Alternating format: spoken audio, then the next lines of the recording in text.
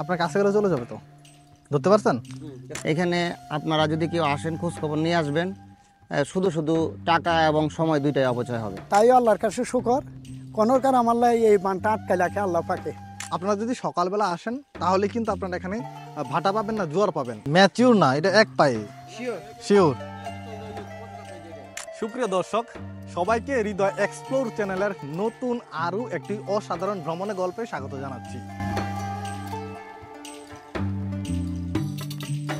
আজকে আমি আপনাদেরকে এমন একটি সমুদ্র সৈকতে নিয়ে এসেছি যেটি দেখতে এক কথায় অনবদ্য, অসাধারণ। একবার দেখুন সমুদ্র সৈকতটি কেমন।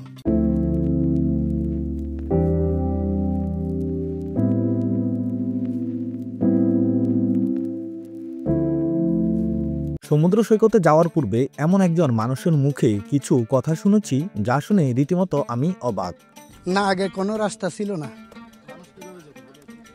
এখানে পুড়ে দিয়ে এইখানে পুড়েটা ওই খালের মতো মিলে গর্ত ছিল, এখানে একটা ওইখানে একটা, এরকম তিনটা। এই গর্তগুলো বাঁধার পরে এখন রাস্তাটা হয়েছে। আমি আগে প্রবাসী ছিলাম, সৌদিয়ে ছিলাম, এখান থেকে আসি, তারপরে দেখতেছি এই জিনিসটা করলে এটা রাস্তা হইলেও মানুষজন যাবে আসা হইলো। আর এখানে যদি কিছু মাছ টাছ পরে আমি ওইটা আমার রিজিক আসলো এইটুকু পর্যন্ত। ওদের ভাত পানি সহ 700 টাকা প্রতিদিন। না না, এগুলা আইজও আমার গাছ থেকে দিচ্ছি, আমার আগের প্রবাসের টাকা থেকে দিচ্ছি, আর কিছু আমার টুকটাক কর্য করিয়ে দিচ্ছি। এর সত্যতা কতটুকু তা আমি জানি না, কিংবা পরখ করার সুযোগ পাইনি। আপনি যদি এর আগে এই সৈকতে গিয়ে থাকেন তাহলে এর সত্যতা খুঁজে বের করুন এবং কমেন্ট বক্সে জানিয়ে দিন। এটি কোনো সাধারণ সমুদ্র সৈকত নয় রে লায়লা, এটি হচ্ছে গুলিয়াখালী সমুদ্র সৈকত।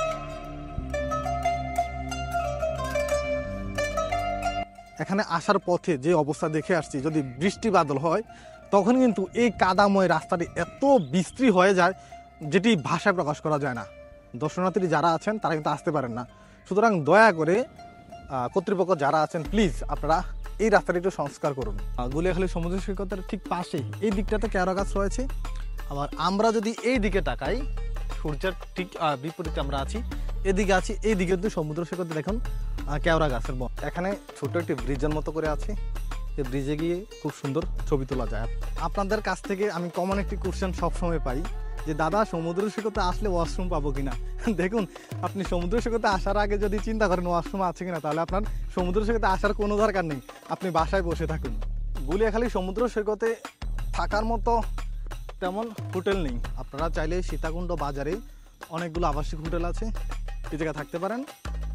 আমার পিছনে যে দোকানগুলো দেখা যাচ্ছে, এইসব দোকানে কাপড় চোপড় পাওয়া যায়। আপনারা যারা সমুদ্রে নামবেন তারা এইসব দোকান থেকে ছোট ছোট প্যান্ট কিনে, ছোট প্যান্ট বলতে আমি 2 কোয়ার্টার প্যান্টের কথা বলতেছি, এই 2 কোয়ার্টার প্যান্ট কিনে আপনারা সমুদ্রে স্নান করতে পারেন, উপভোগ করতে পারেন। এগুলোর দাম হচ্ছে 100 থেকে 200 টাকার ভিতরে।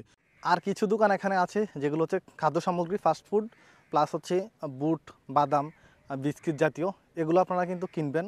আর কেনার ক্ষেত্রে অবশ্যই দাম করে কিনবেন। গুলিয়াখালী সমুদ্র সৈকতে আসার পূর্বে আপনাদেরকে কয়েকটি বিষয় প্ল্যান করে আসতে হবে।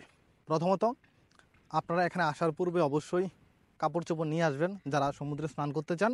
আরেকটি হচ্ছে, এখানে প্রচণ্ড গরম, যদিও সমুদ্র আছে তারপরে এখানে কিন্তু যথেষ্ট পরিমাণে গরম। আপনারা আসার পথে খাবারের জলের বোতল নিয়ে আসবেন।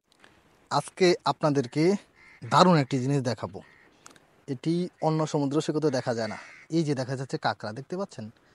চলে যায়, এই সামনে একটা দেখা যাচ্ছে, এই যে দেখা যাচ্ছে সাদা এক পাওয়ালা কাঁকড়া, দেখতে পাচ্ছেন কত বড় পা এটা। এই যে দেখুন কাঁকড়া, সামনে গেলে দৌড়ে চলে যাবে। এই যে চলে গিয়েছে। এই বাবা তুই যাইস না, বাবা যাইস না, বাবা তুই থাক, তুই যাস না, ও ঢুকে যাবে। বাবা তুই যাস না, যাস না, দাঁড়া দাঁড়া, বাবা দাঁড়া, আমি একটু দেখাই। এই যে দেখুন, বাবা দাঁড়া দাঁড়া, ঢুকিস না ঢুকিস না, দাঁড়া দাঁড়া, ঢুকিস না ঢুকিস না। এই যে দেখুন, কাছ থেকে দেখাচ্ছি, এই যে কাঁকড়া দেখতে পাচ্ছেন, এখানে অসংখ্য কাঁকড়া আছে। আরেকটি কাঁকড়া ধরেন দাদা, এটা এই ইয়ে করে দিবে না? এই যে দেখা যাচ্ছে,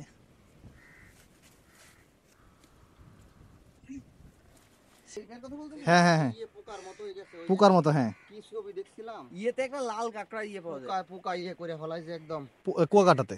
হ্যাঁ। কিন্তু এটা তো প্রচুর কাঁকড়া, এটা তো লাল কাঁকড়া না। লাল একদম ইয়ে দেখা যায়, মানে চাদর বিছায় রাখছে। আজ তাহলে এই নদীতে নিয়ে আসলেন কেন আমাদের?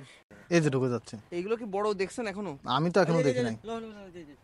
সেটাই বলছি, এগুলো বড় হইলে মানে ইজি, মানে ওদের অস্ত্র একটা।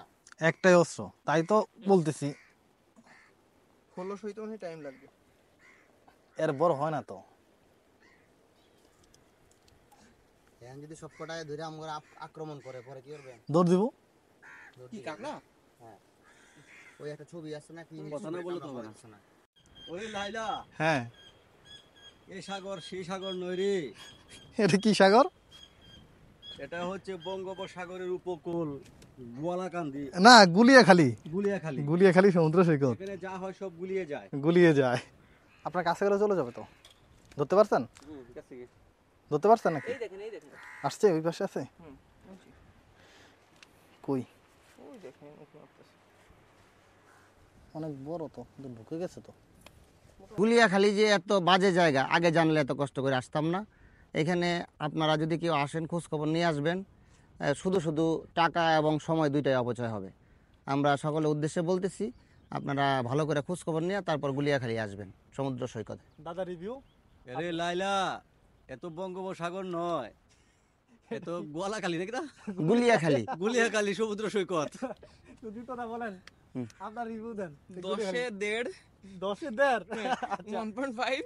1.5 তাও নেগেটিভে না পজিটিভে বুঝতেছি না। এ তো কোনো সাধারণ সমুদ্র সৈকত নয় রে লাইলা, এ তো গুলিয়াখালী সমুদ্র সৈকত। আপনারা এখানে কেউ আসবেন না। তারপর সমুদ্রে নামবো, সামনে শুধু কাদা, একটু যে ডুব দেবো, ডুব দেওয়ার সুযোগ নেই। যারা প্রকৃতির প্রেমী তারা অবশ্যই আসবেন, এসে এই প্রকৃতি দেখে যাবেন। সত্যি প্রকৃতি অসাধারণ। প্রকৃতি কোথাও খারাপ নেই। প্রকৃতি সুন্দর, হয়তো আমাদের দৃষ্টিভঙ্গি খারাপ। আপনারা যারা নড়াইলার ভিডিওটি দেখেছেন, আমি গত মাসে নড়াইলা সমুদ্র সৈকতে গিয়েছিলাম, সেখানে একটা ভিডিও মেক করেছিলাম। আপনারা বলেছিলেন আমি গুলিয়াখালীতে এসেছি। আসলে নড়াইলা সমুদ্র সৈকত আর গুলিয়াখালী সমুদ্র সৈকত দুইটা আলাদা, কিন্তু এখানে দেখতে পরিবেশটা প্রায় সেম। এখানে যে কেওড়া গাছ আছে, ওই জায়গাও কেওড়া গাছ, যদিও ওই জায়গার কেওড়া গাছগুলা একেবারেই অল্প, এখানে ঘনত্ব বেশি। আর এই যে জায়গাগুলো দেখা যাচ্ছে মাঝখানে ফাঁকা, এগুলো কিন্তু আপনার নড়াইলা সমুদ্র সৈকতে আছে। বাঁশবাড়ির সমুদ্র সৈকতে নেই, শুধুমাত্র গুলিয়াখালী সমুদ্র সৈকত এবং নড়াইলা সমুদ্র সৈকতে আছে। প্রকৃতিকে আমরা তখনই খারাপ বলি যখন আমাদের মন মতো প্রকৃতি নিজেকে সাজিয়ে তুলতে পারে না। এই গুলিয়াখালী সমুদ্র সৈকতের দাদাদের কাছে খারাপ লেগেছে, তার প্রধান কারণ কি জানেন? প্রচণ্ড তাপমাত্রা, এত গরম।